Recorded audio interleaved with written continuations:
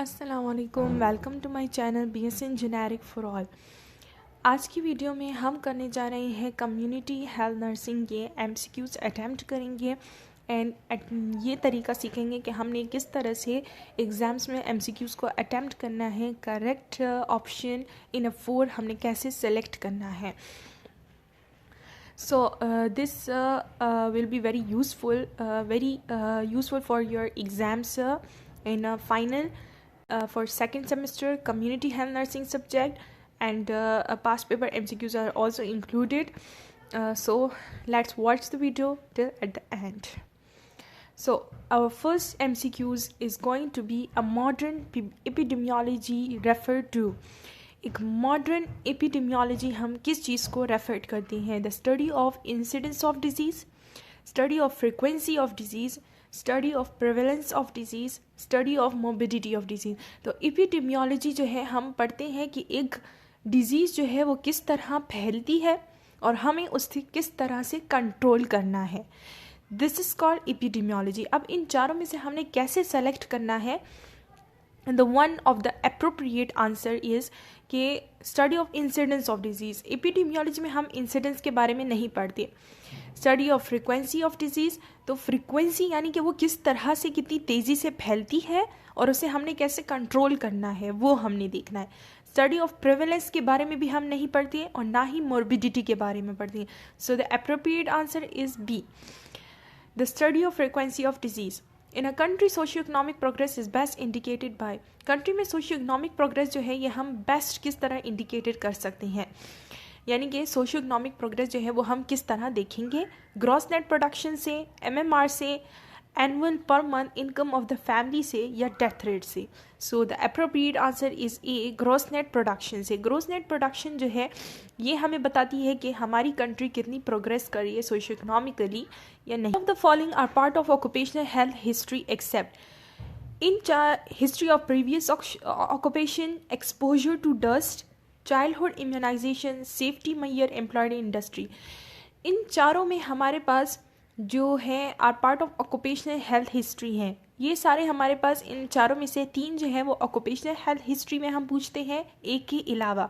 तो occupational health history में पूछते हैं हम कि आपकी प्रीवियस ऑक्यूपेशन क्या थी, एक्सपोजर टू डस्ट, या फिर हम पूछते हैं कि आप डस्ट को एक्सपोज होते हैं या नहीं, या फिर हम पूछते हैं कि क्या आपकी चाइल्डहुड की सारी इम्यूनाइजेशन कंप्लीट हो गई है या नहीं, या फिर हम पूछते हैं कि सेफ्टी मेजर एम्प्लॉयड इंडस्ट्री, यानी कि आपकी इंडस्ट्री आप जहाँ पे एम्प्लॉयमेंट कर रहे हैं वहाँ पे कौन कौन से सेफ्टी मेजर्स अडॉप्ट किए जाते हैं इंडस्ट्री में। सो एक्सपोजर टू डस्ट हम नहीं पूछेंगे, हमें ऑक्यूपेशनल हिस्ट्री के बारे में पूछना है, तो बाकी 3 पूछेंगे। So option B is correct, exposure to dust नहीं पूछेंगे। Smoking is generally not associated as a risk factor with. Smoking जो है ये जनरली एसोसिएटेड होती है, इज़ नॉट एसोसिएटेड, यानी कि इसे हम रिस्क फैक्टर के तौर पे एसोसिएट नहीं कर सकते। किस चीज़ के लिए? Small cell carcinoma, respiratory bronchitis, emphysema, bronchitis. So smoking की वजह से कौन कौन सी रिस्क फैक्टर हो सकते हैं, कौन कौन सी डिजीज़ के लिए ख़तरा हो सकता है कि हो सकती हैं? स्मॉल सेल कार्सिनोमा के लिए तो रेस्पिरेटरी ब्रोंकाइटिस, एम्फीसिमा, ब्रोंकाइटिस, ये सारे लंग के डिसऑर्डर्स हैं, तो ये हो सकते हैं, सिवाय ऑप्शन ए के स्मॉल सेल कार्सिनोमा नहीं हो सकता।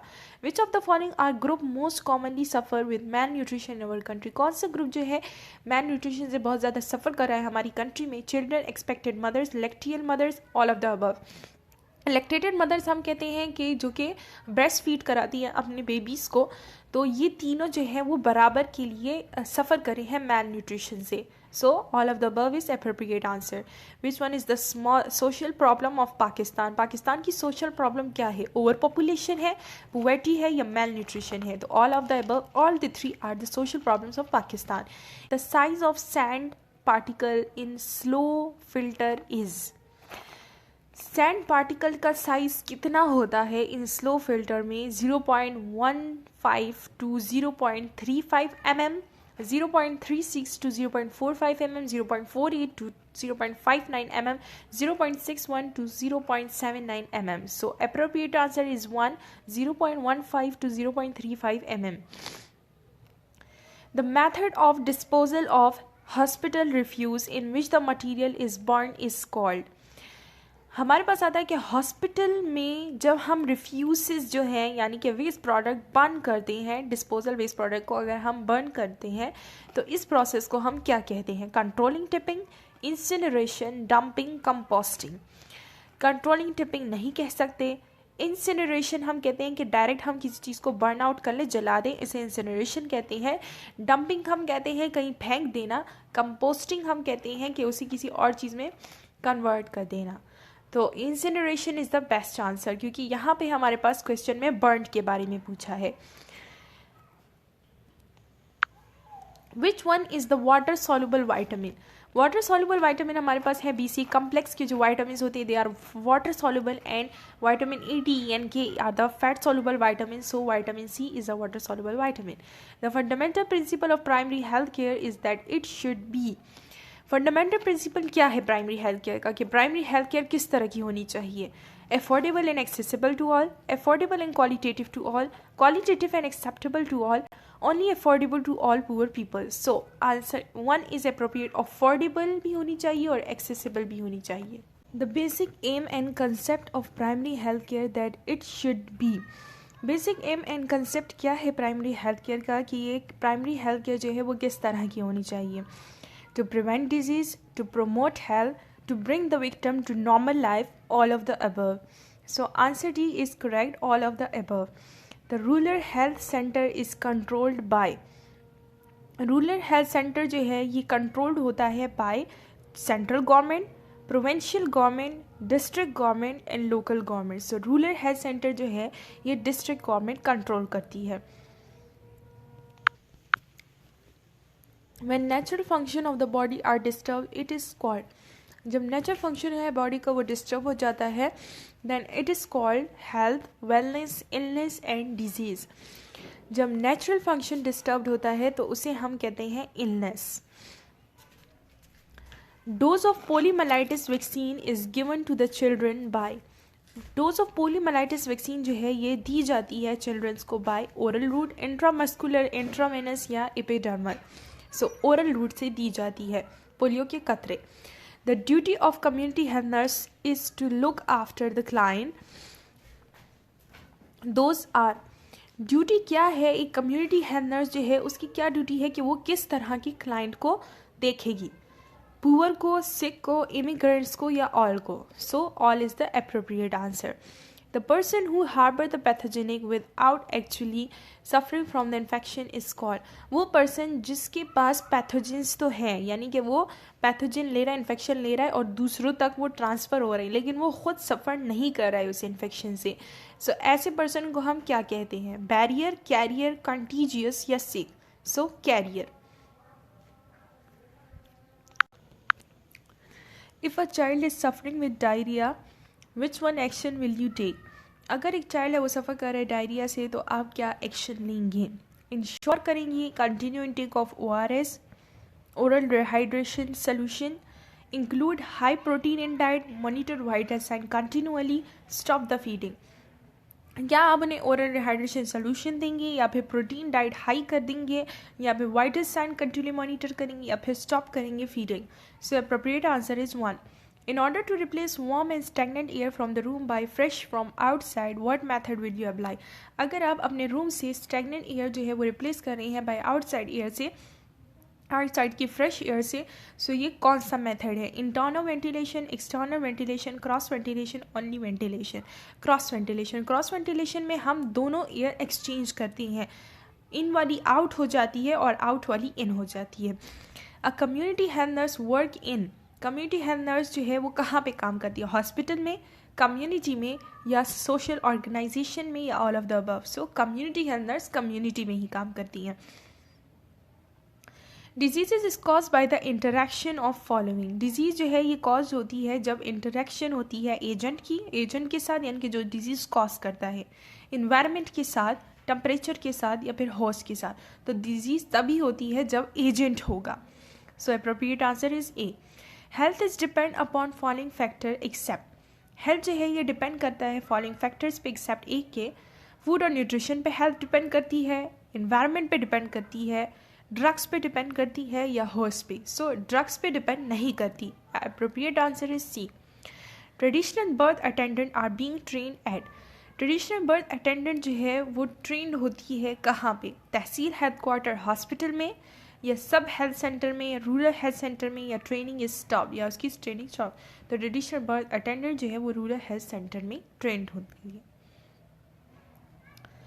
फिर आता है 3 main stages in the purification of water are accepted which one is not. 3 इनमें से, इन 4 ऑप्शन में से 3 जो है ये हम वाटर प्योरिफिकेशन के लिए मेथड यूज़ करते हैं एक्सेप्ट एक के। So storage, filtration, boiling and chlorination. Filtration, boiling और स्टोरेज जो है ये हम वाटर को प्योरीफाई करने के लिए यूज़ करते हैं एक्सेप्ट स्टोरेज के। So appropriate answer is A. Vaccine which is recently introduce along with other is, vaccine जो कि रिसेंटली इंट्रोड्यूस की गई है डिप्थीरिया की, टाइफाइड फीवर की, हेपेटाइटिस की या टेटनस की। जो hepatitis.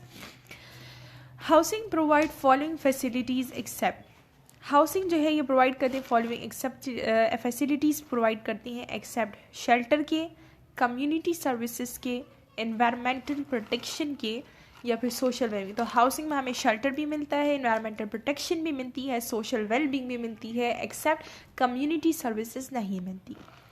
Which habit do you believe increase a chance of lung cancer, आपके ख्याल में वो कौन सी हैबिट है जिससे लंग कैंसर के चांसेस इंक्रीज हो जाते हैं?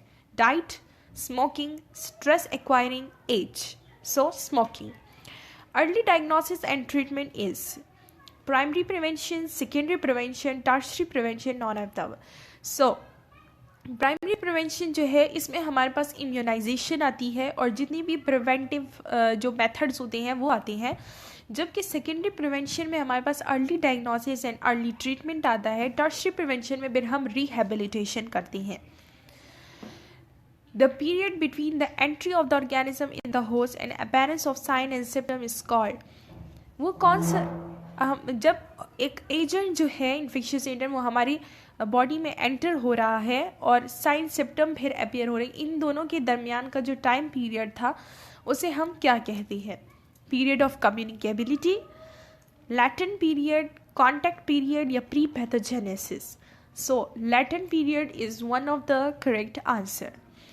The phase of pathogenesis in the natural history of disease starts when, phase of pathogenesis जो है नेचुरल हिस्ट्री ऑफ डिजीज में कब स्टार्ट होती है? Agent, host and environment interact, जब एजेंट, होस्ट और एनवायरनमेंट इंटरेक्ट करते हैं। When disease agent enter human host, या फिर जब डिजीज एजेंट ह्यूमन होस्ट मतलब ह्यूमन में एंटर करता है, या फिर साइन सिम्टम अपीयर होते हैं, none of them. So phase of pathogenesis जो है डिजीज में तब स्टार्ट होता है जब एजेंट, होस्ट और एनवायरनमेंट इंटरेक्ट करते हैं।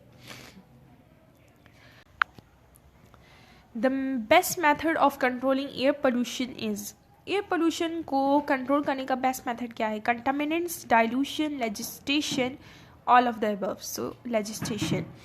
अ sanitary well may have the following criteria, एक सेंट्री वेल जो है इसका क्या क्राइटेरिया होना चाहिए?